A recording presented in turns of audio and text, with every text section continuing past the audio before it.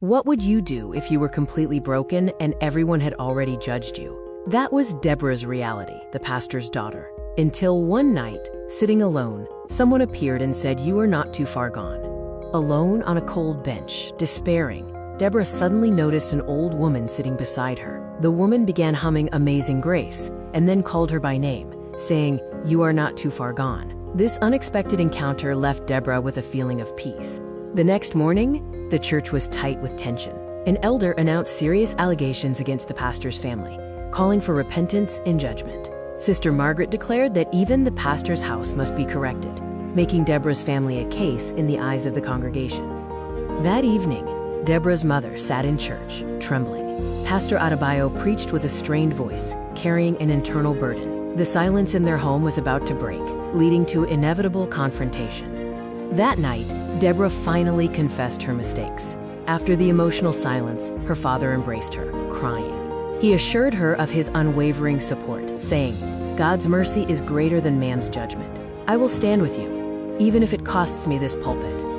Deborah's mother warned that the church was already calling for discipline. The fragile peace Deborah felt after her park encounter now seemed distant.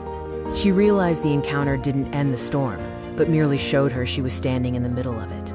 The following Sunday, the church felt still, waiting. With her parents' quiet support, Deborah slowly stepped onto the platform. Each step felt like walking into fire.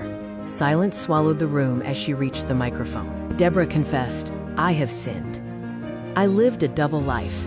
I fell into immorality. And now I am pregnant." She shared that God's grace met her at her lowest point. Her words, too real to dismiss, held the room captive in silence. The room instantly split. Sister Margaret dramatically walked out. Others questioned how Deborah could bring such shame, while some wondered if God could also forgive them. The congregation was no longer one body. Pastor Adebayo stepped forward firmly.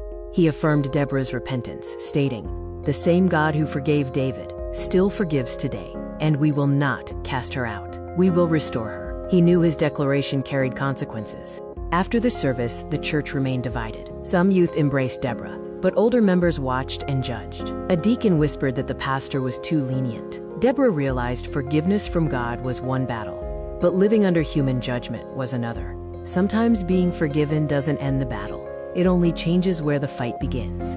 Would you be able to stand strong when those who called you worthy now call you a mistake? Remember, God's grace is sufficient for you.